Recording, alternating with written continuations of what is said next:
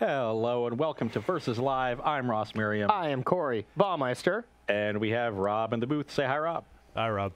Rob will be taking all of your questions, comments, concerns, and burns in the chat. Make sure you tag at Star City Games so he can see them and send his favorites over to us. As always, we are brought to you by Star City Games as well as Carnox Chairs. If you want one of these chairs, be sure to use our affiliate link, carnox.com/SCG, and you will get 10% off of your purchase. We are wrapping up our day here of showing off the things that we've seen and have heard a lot of hype around from Theros Beyond Death Standard over the weekend. People have finally gotten a crack at it with the early access event last Wednesday for a bunch of streamers, and then over the weekend on Arena. And we're wrapping up with, I think, two of the more hyped decks of the weekend. Really, I've seen a bit of that. Some of the most recent hype, yeah. Yep. But over the weekend, I heard just not only a lot of people talk up Mono Black Devotion, which is what I'll be playing, a lot of people talk about how they've played against it a lot. So not only is this deck getting hype that it's winning, it's also just really popular. Yep, and I mean, one thing to note, there has been exactly one new standard tournament, and Mono Black Devotion took it down. It was just a standard challenge event on Moto, for people that are unfamiliar with this. X amount of rounds, cut to top 8. Actually, I don't know if it did win, but it 5-0'd the Swiss. And that made it to top 8. I'm not sure exactly what won, but I know it X-O'd Swiss, so it was at the top of MTG Goldfish whenever you click on it. So naturally, a lot of people wanted to try it. People are craving new ideas right now because there's no real anything out there besides us, besides the deck list we send, and they're all perfect.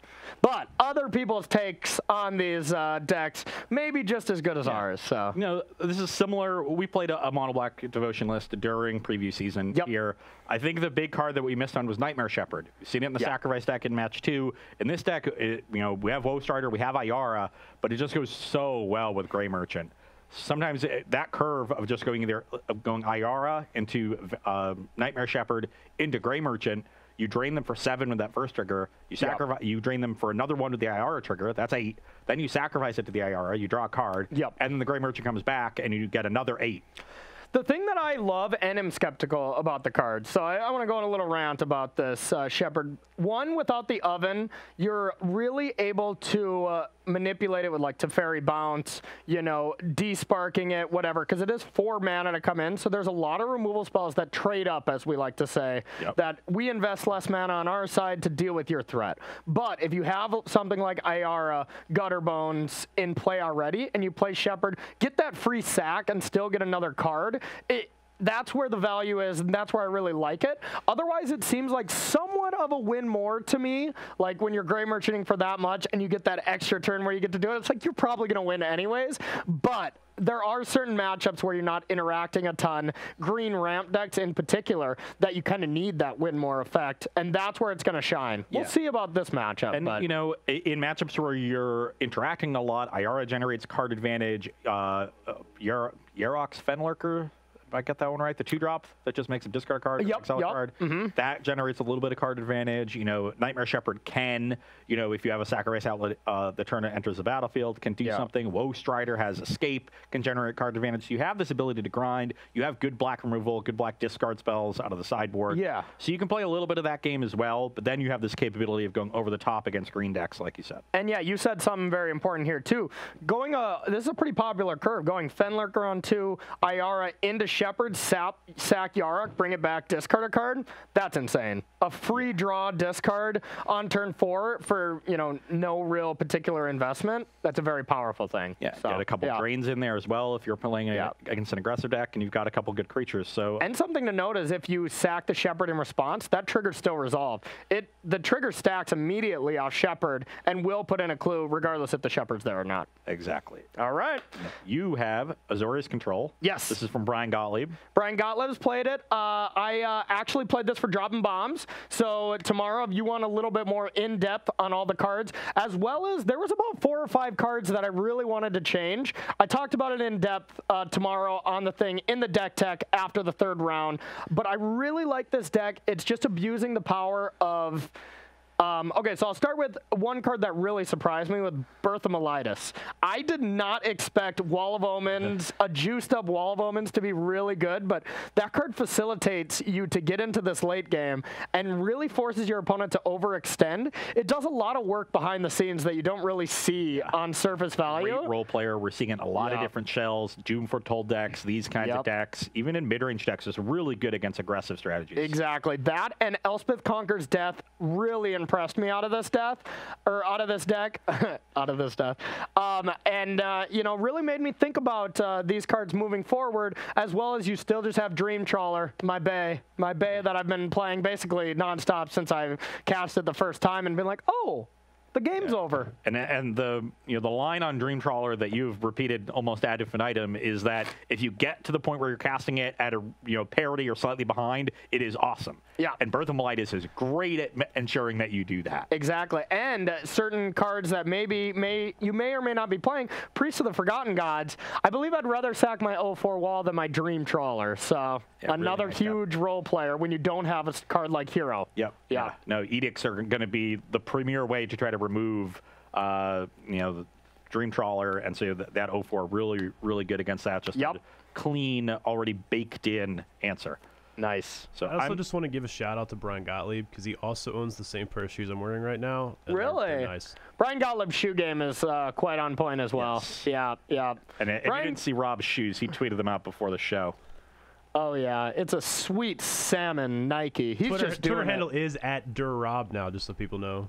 Oh yeah? You're not intern got a promotion, Rob anymore? so Oh, okay, gotcha. @DIR Rob. That where we're got? DIR_Rob H. When are your shoes gonna start streaming? Soon. Okay, cool. I believe they've already been sponsored for a Carnox chair. Not gonna go there. Okay.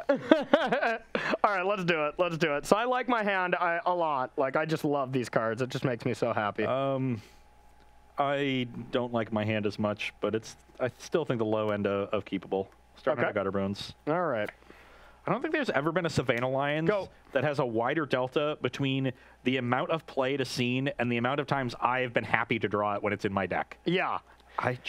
Gutter Bones has not been great for me, but people do constantly still play it, and you don't really see the games where it does 8 damage and it wins, but yeah. I mean, it's a 4 of in the Pioneer Mono Black deck at this point. Yeah, that's weird. Also, I drew a second copy. Okay. I mean, it looks pretty solid now. I'll lay some beatdowns now. All right, so we are going to play the Prophecy. We'll do a little scrying. Metamized Prophecy. This is the one I was talking about earlier. Yeah. Scry 2. This is definitely it's a cool card. Yeah. I think we want one of these cards. Yeah, let's keep our powerful card and put this on bottom. Do we want this? You know what? We are going to play it safe. We're going to put both of these on bottom. Okay, well, I'll attack you for 4. 14. Pass the turn. All right, untap. We're going to choose a card name after we draw. Let's choose...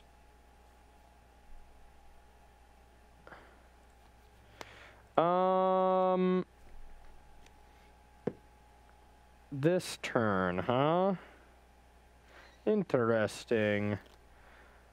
Let's choose... What do I think you're gonna do? Let's choose Shatter the Sky. Okay. We're gonna go with a land. Now I want to stem the bleeding a little bit here. And I think the best way to do that is to Fairy Bounce.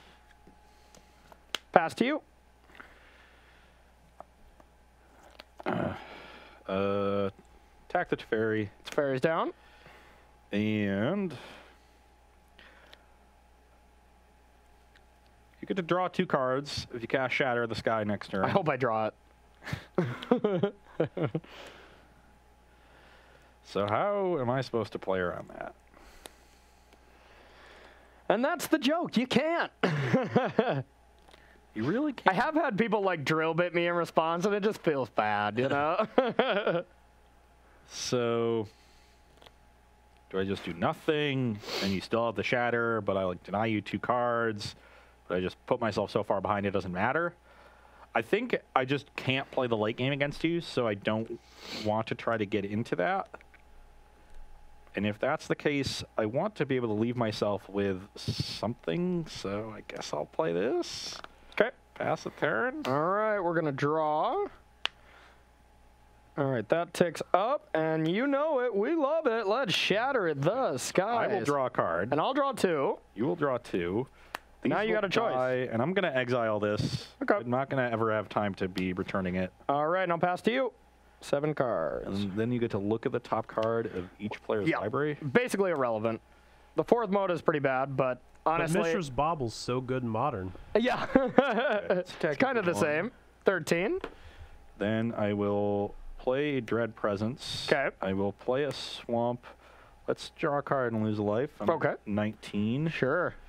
And then play Gutter Bones. All right. Pass the turn. We get to play my favorite card. We get to play my favorite card. All right, tick this up. I'm going to take a peek at mine. Peek at yours. Okay. Now, yeah, let's just play it. Elspeth Conquers Death. So this gets Pass to you. God, I just love this card. Whenever I looked down, I was like, oh, I have a Teferi.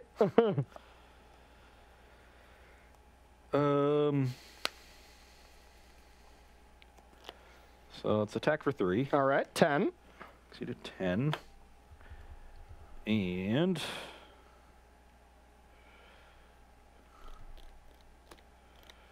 let's play another Gutter Bones. Okay. And I'm going to play Gray Merchant. Does this have a Point of Devotion? I would think... It's a copy of it.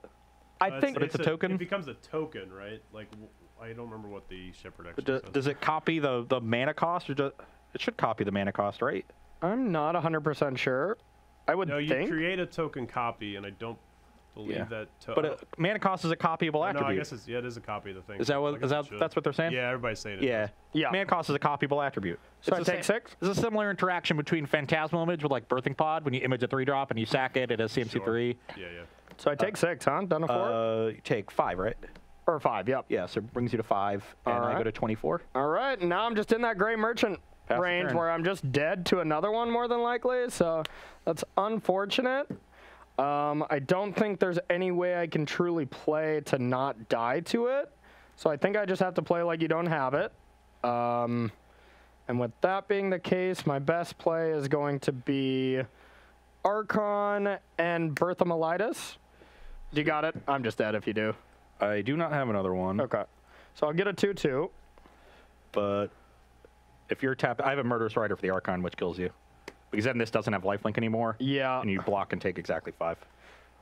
So and you can pay 5 for that Murderous Rider, right? For the Swift End, yeah. I have 6. Yeah, I really needed a Wrath effect, but just didn't have it. Yeah, I needed a second one. Yeah. I had another Dread Presence, which like might have been able to, sneak out some damage. What were you going to draw? I was going to draw a Swamp with it, but like at this point, with you at 5, like, do I just start trying to dome you?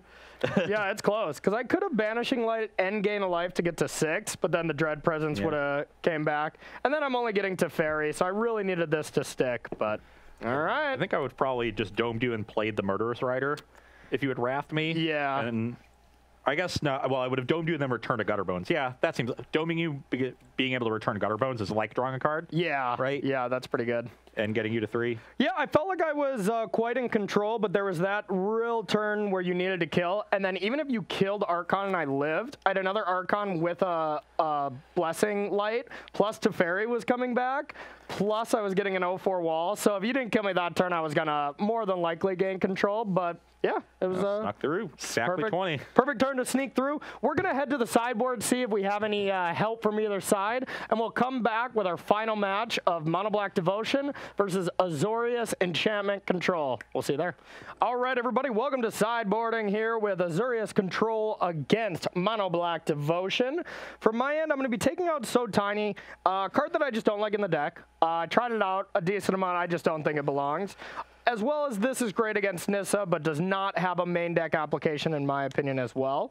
And then we're taking out one Archon Sun's Grace just because Mono Black usually has a ton of removal for it. It's great if you get a flyer out, but even there in the last game, it just wasn't enough. I'd rather have more Wrath effects, more way to deal with your expensive stuff like Bolas' Citadel, and then once again, Disenchant for Citadel and your 4-mana Shepherd.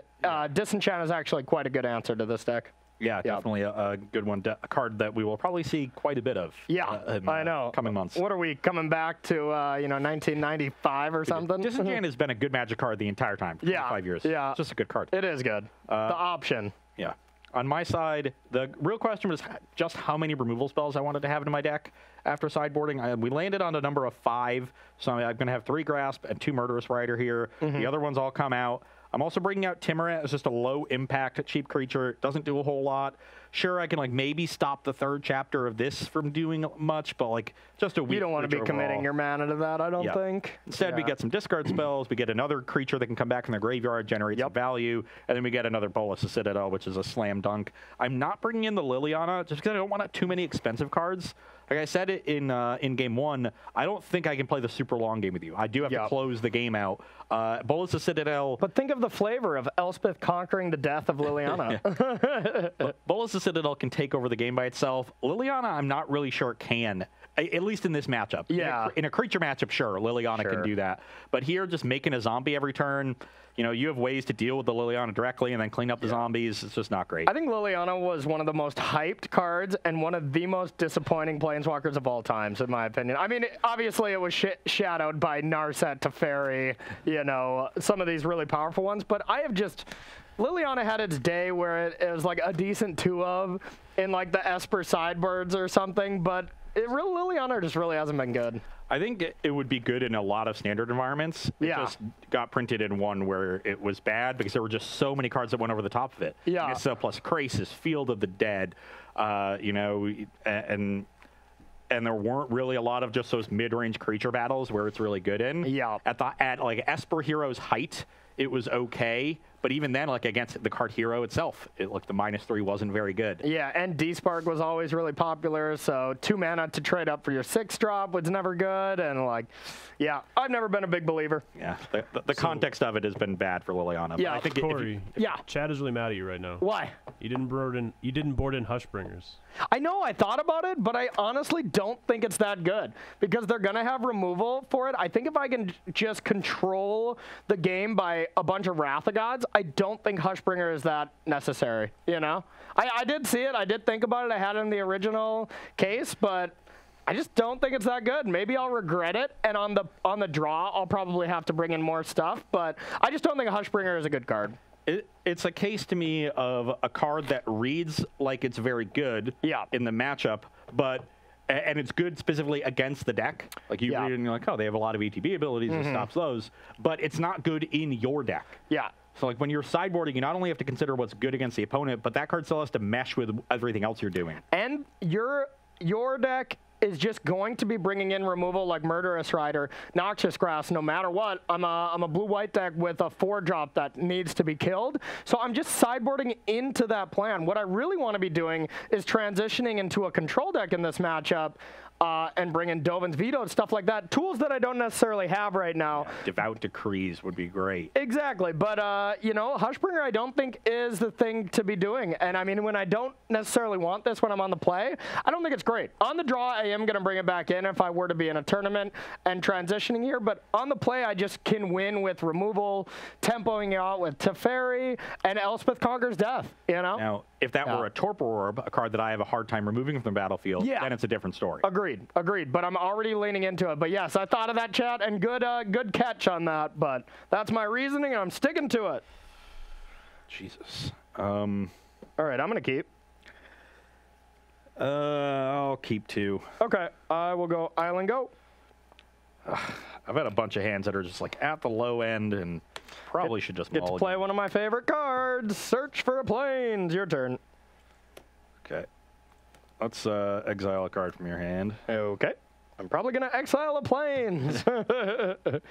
No, I don't really need an island. Done? Yep. All right, 0-4 wall. Interesting. So, Corey, if you win the next invitation, are you going to be the 0-4 wall token? Oh, I might be. Then I'm a wall to get through at a tournament. I like it. like I mean, it do a a token of him doing the Gandalf, like, you shall not pass. Yeah. I know there's no wall behind him there, but he's, like, effectively trying to be a wall. I'm 100% behind that art direction. Yeah. All right, I am going to... It's actually a tough play what I want to do here. A lot of good plays. I think I'm just going to say go, though. A lot of good plays, and you're going to make none of them. Yep. Bold, I know. I think we're going to go to a game 3 because these draws have not been good. That's and good. I'll block. I assume there's I'll block, Absorb Ross. here. I'm just passing the turn All right, myself. end step, Thirst for Meaning. That's pretty good. This card is really good. Yeah, Thirst for Knowledge, you know, coming back. I don't think very few people were around when Thirst for Knowledge was first printed in Mirrodin. Yeah. Before Arcbound Ravager and Disciple of the Vault and Skullclamp were printed in Darksteel, Azorius Control was one of the best decks in the format. Yep. And it played like just enough artifacts to pitch to Thirst for Knowledge. Like it became immediately unplayable because of Skullclamp. Yeah. I've never seen a deck go from like best deck to unplayable faster than that. Or Mono Blue Mindslaver Tron. That played Thirst for Knowledge a lot, too. That one's a little bit later, I think. That was a little later, but yeah, that was another thing that maybe before a lot of people's time. Yeah. Okay, game 2. Look at this Wall of Omen. Look what I just did. All right, 22 to 20. Okay. So now we're going to slap it to Fairy down. Yep. We're going to tick up. We're going to get Enlightened and put that to the bottom. Your turn. Look at Corey using the wrong color dice in his Teferi. Oh, my God. It's okay. First timers. You can take it away. All right. I don't play Gutter Bones. So Okay. I'm at 18. All right. You're up. All right. Well, untap. Draw. Now, what do I want to do? I probably just want to... This is tough. This is tough.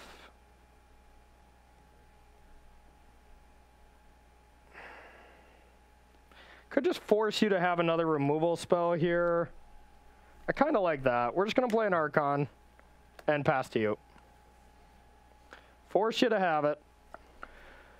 Okay, well, I don't, so I'll just play a Nightmare Shepherd. So the game is over.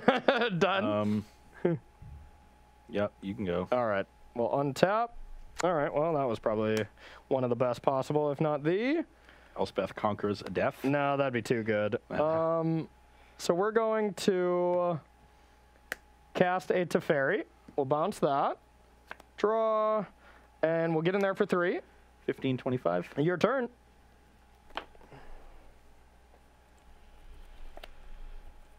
Okay.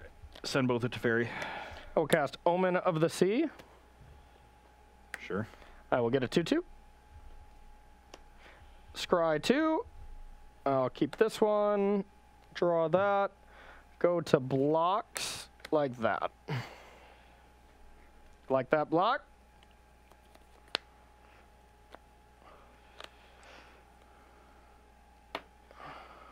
Yeah. Getting pretty buried here. Yeah. Okay. I'll go to 27. Yep. Okay. You're up. All right. Well, untap. Actually, maybe I should have pumped and traded because then I could play. I didn't think I could play anything, but I can play this. You want to pump and trade? Yeah, let's pump and trade. Okay. And then just play that. Okay. That's more mana efficient. Makes sense. All right. We'll tick up. Now, let's go with a Thirst for Meaning to start. Draw 3. I kind of just want to discard lands here. We have so many. We'll discard 2 lands, play a land, get in there. 12 to 30. Yep, and play another one for your joy. Your turn. Arcana Clock.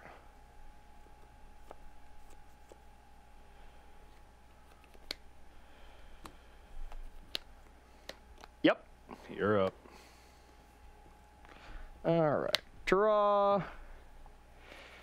All right. We are going to start with Prophecy. Get 2 birds. Yep. Scry 2. Bottom those 2 lands. Elspeth Conquers Death. Get 2 birds. put this to 1.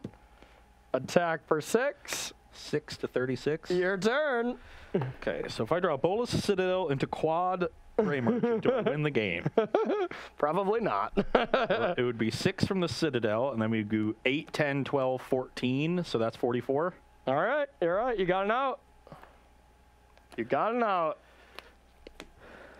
Yeah, and I literally need all of them because it's only 32 if I only hit 3 of them. Yeah, let's see it.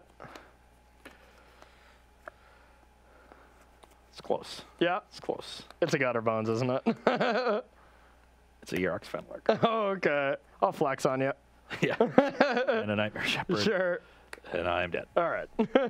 Looks like we're going to get a nice, timely game 3 for all the marbles. I think I might want more removal spells in my deck. Yeah, and I think on the draw, I may want more Hushbringers, like I said. But I still think maybe not. Bringing in Hushbringer and having a bunch of Wrath effects is just not great, you know? And, yeah, another reason for Hushbringer, Dread Presence is not a enters the battlefield ability, so just a Swamp plus a Dread Presence kills my Hushbringer. I'm not bringing in that card. Chat can yell at me all they want. Rob, let them know they can yell at me, okay? All right. I'm gonna bring out I mean, Dread Presence they can just hear you. Oh, so I have a okay. mic, Well. so I think we're... Just so I don't have as many 4s, Nightmare Shepherd can like really insulate me against a sweeper and check the Pegasuses in the air. Yep. So I like that a little bit more than Dread Presence, which just has to stick around for a while and I have to draw swamps and like it's just kind of slow. Yeah, 4 Dread Presence always seemed a little wild to me, but when you're not doing the oven thing, you need that kind of inevitability in my opinion. But Castle Locthwin is already kind of like the dreamboat on the land with legs basically, but yeah. All right. Ross, Histeus had a question for you in this mono black deck. Do you think Agonizing Remorse is playable as a discard spell for you? So I believe there's 4 in this deck sideboard. Oh no. That's the mono black one. What is Agonizing Remorse is the 2-mana card that takes anything? Takes anything, lose a life, exile it. Yeah.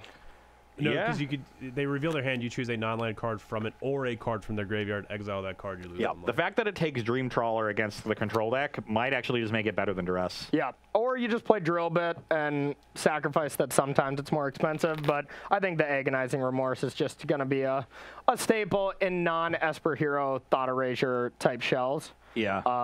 But, I mean, I just think that card's good.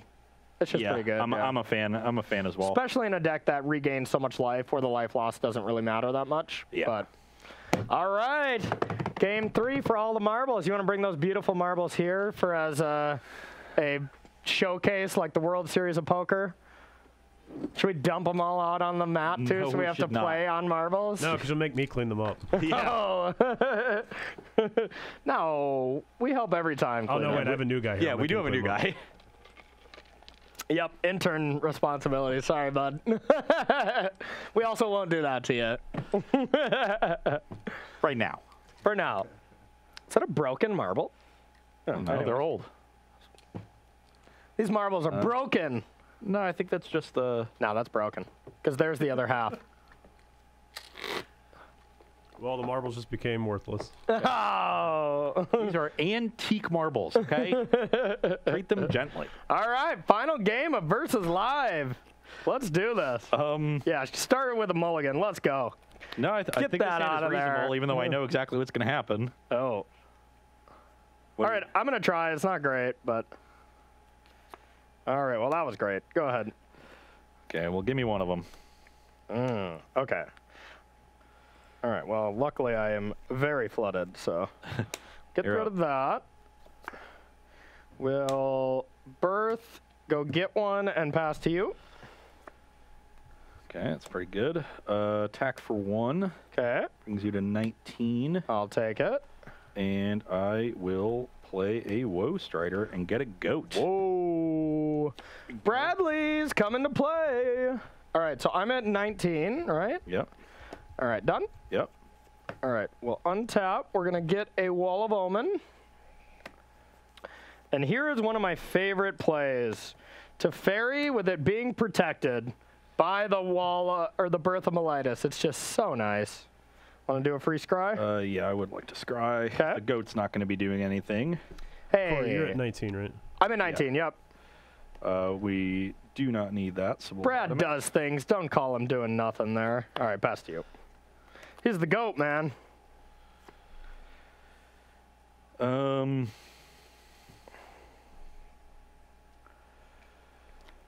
Okay, well, I guess I will get this Nightmare Shepherd down. Okay. It's also like pretty good if you try to wrath me. I'll block. The Fenlurker will take another card when it comes back. That is true. And I'll draw a card. Okay, so I'm gaining 2 life. 21. Yeah, Birth into Teferi is kind of messed up. Isn't it? Isn't it? It's so nice. And this isn't even like the matchup where it shines. Like some like aggressive black-red deck, when I was able to just block a Gutter Bones and then keep this and then tick up, let them go, and then like they attack and shatter or whatever. Like it's just really, really strong. So I ticked up. I think we're just going to Teferi bounce. Draw. Play a land and say go.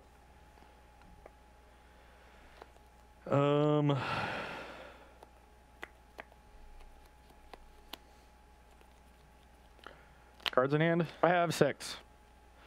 That is quite a lot. Everything's replacing itself.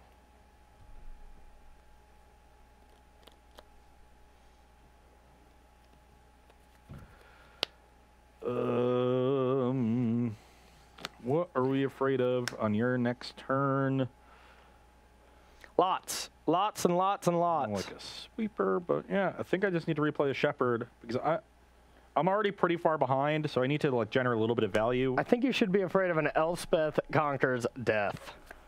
Oh, I didn't have it, but that was a good draw. I really didn't have it.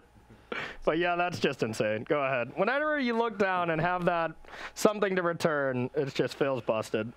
Okay, well, let's just try this again for the 37th time. All right. So we're going to tick up this. For sure, tick up to Teferi. Now, what do we want to do? I think I want to play a land and say go.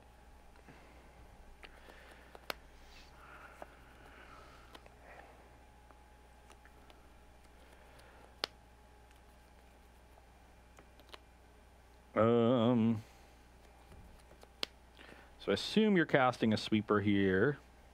Never know. And I guess I will just force it out of you. So let's attack Teferi with Nightmare Shepherd. Okay. I guess you're getting back at Teferi anyway. Sure am. Okay, I will play a Fenlurker. Fenlurker. Okay. Sure.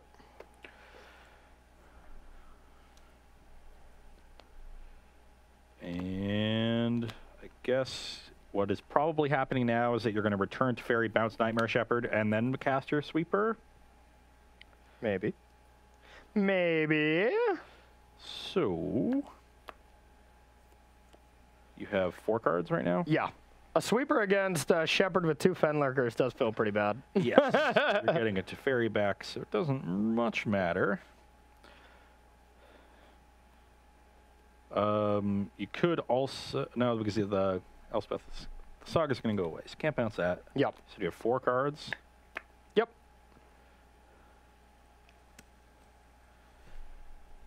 Okay, I'll just pass the turn. Omen of the Sea? Sure. Scry. I'll take this card, and then I'll crack it. Scry 2. Yep. I'll keep this card, I think. Yeah, sure. Untap. Draw. Teferi. Nice thing is just no response to that is quite awesome. And this, I will give it a loyalty counter. All right. Now what do we want to do with this? Probably still just bouncing Shepherd. So let's do that for the 1000th time. And then let's play a Archon and a Castle and pass to you.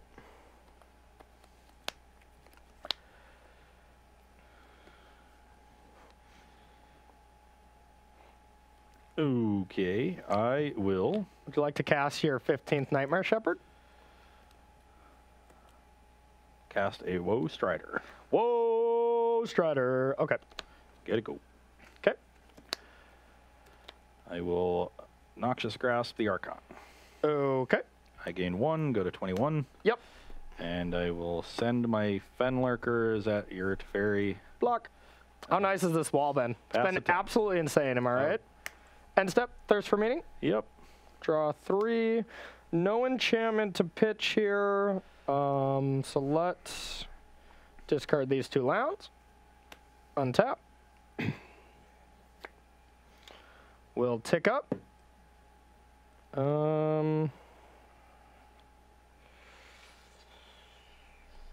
Let's... I think we want to hold on to this. I'll just pass. And we are assuredly getting hit with a sweeper here. So let's just... Should have sacked this at end step. Attack all 3 at Teferi. Block. Yep. Shatter. Shatter the sky. Well, we'll make 3 scries. Okay. Not even sure what I want here or need. I don't think more lands is the answer. Never know. Never know until you try. So put that one on the bottom. Put that land on the bottom. And, well, that's at least something. One. You have 4 in hand? 4. It's definitely something.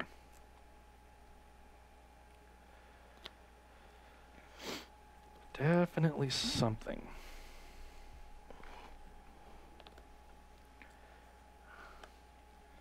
Seems like actually a reasonable one to keep there, although I feel like I'm just going to get hit with a Dream Trawler next turn.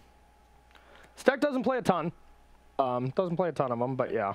But we will play a Yurix Fenlurker. Okay. Held that land kind of for that reason. Gutter Bones. Yep.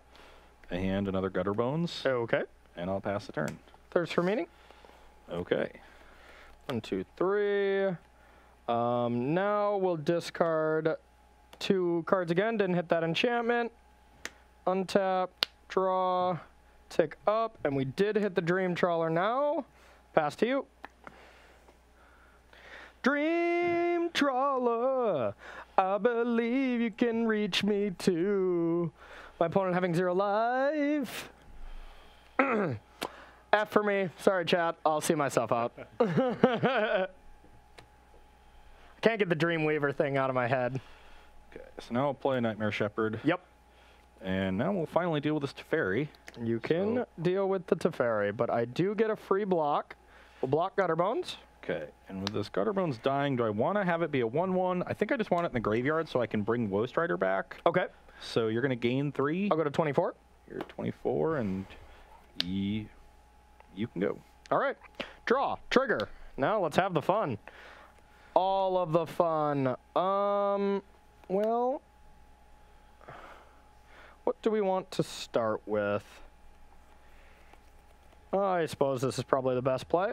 Elspeth Conquers Death. This card is just unreal. All right, attack, draw. Yep. Drain. So 5. Before damage. Omen of the Sea. So it's going to be 6. Yep.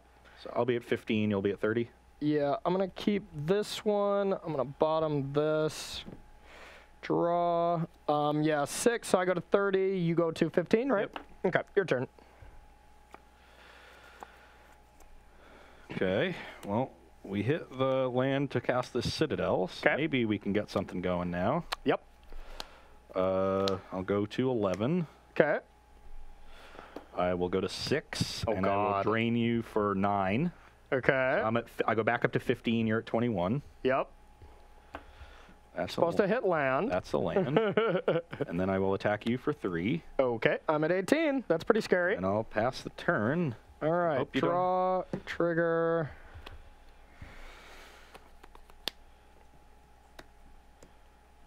Thousandth Teferi. Definitely could be. Yeah, okay. So we're going to go with Teferi, bounce Bolas's Citadel, draw a card. Which I can't even recast because of the Elspeth Conqueror's Death. Yep, attack, draw. So now you've drawn 3, so it's another 6-point attack. Yep, put you to 9. 9, you at 24. Okay, and then this is one of my favorite plays. Shatter the Sky, draw a card. Dies, pass to you. And now you just get it back with the, yeah. With the, yeah, insane, right? I knew I needed something powerful like the Citadel to like maybe get there. Yeah. I know the Grey Merchant to back it up. Yeah. Yeah, you just said, like, I needed your hand to be bad as well. And I knew this It's was not. And you can't even cast Bolas's Citadel. Still had all these, huh? Yeah. Well, let's play Grey Merchant. Yep. Or, 20. Do I just want to do that, or do I want to bring back a Woe Strider? I probably need all the life I can get. Yeah, so I think I need to do this. Okay. So you're at 22, I'm at 11. I got my, yep, 22 to 11. Okay, pass. All right, untap, draw, trigger. Yeah, I could either get a Teferi, Archon, or just a Dream Trawler with an additional counter. Seems good. And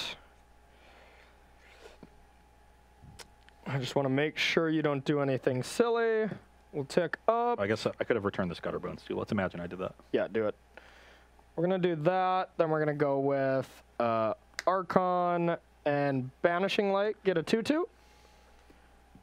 And pass to you. Okay. Gotta do something pretty silly here. I don't think the silliness is possible, but let's try it. It's always possible if you believe. That's a land. Are you Yu-Gi-Oh! Heart of the Cardsing me? And that's a land. All right. Wait, I did believe for land. You're right. No, honestly, I mean, what do you think won this game? I think Teferi, actually. Yeah. Because that's the one that, like, you kept looping with it. But I guess, like, it was just the... It was a very strong curve on your side. Yeah. And it was the fact that, like... This deck doesn't really have like good plays against Teferi. It's all like 3 and 4 mana creatures that you can bounce easily. Yep. So it matches up really poorly against that. You just kept looping them, and I just never got anywhere. I think Teferi and Elspeth Conqueror's Death, along with the Birth of Melitus, as a way to block your early damage so you can't get that cheese amount of devotion in, as well as fixing my mana, and then Teferi tempoing you out, and then just being able to Elspeth Sun's Champion.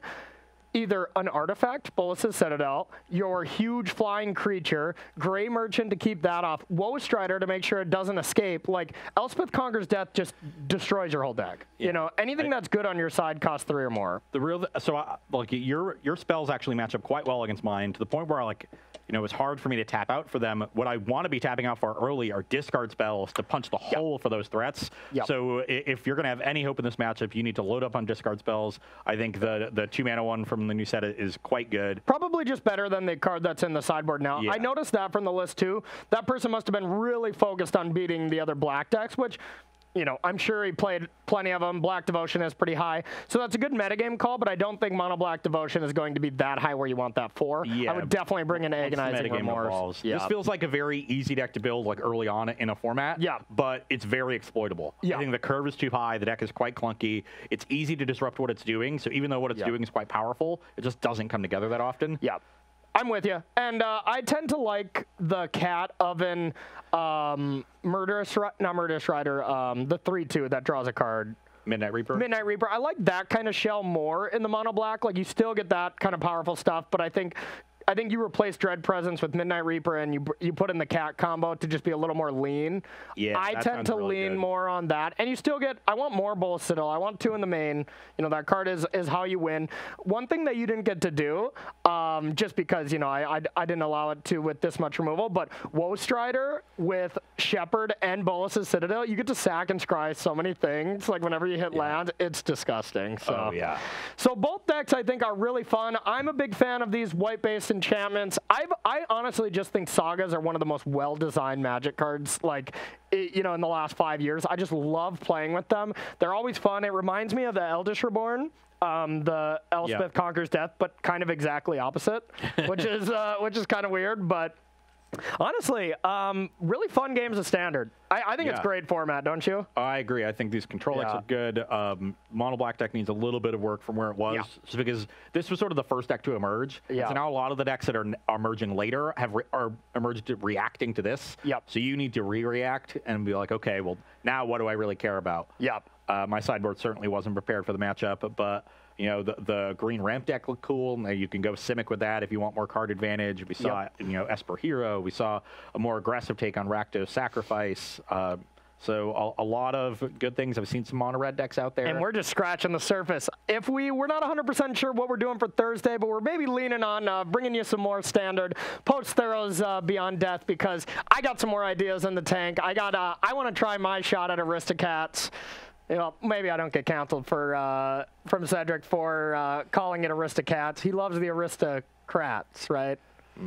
He would probably prefer it just be called Sacrifice. There we go. Okay. All right. Whatever. I want to take my stab at a Sacrifice deck, as well as we have plenty of other good ideas. So I want to thank you all for watching, but first let's take some subs before we get out of here. Also, don't worry, Corey. I just won't tell them that's what we'll name it. Okay. Perfect. Thank you. We had 4 subs today. Awesome. First up from Histeus for 10 months. Thank you very much. Sweet. Xander the Greatest with 7 months. Irate Naya for 4 months. And Gratis for 3 months. So thank you to all of our subs. All right. Thanks to all those 4 subs. We really appreciate the support on this channel. That's going to do it for us for this Tuesday versus Live, but have no fear. We will be back on Thursday, same time, 1 p.m. Eastern time. Either bring you some Pioneer or bring you some new Standard. We will get to Bruin and get back to you on that, and we will see you then.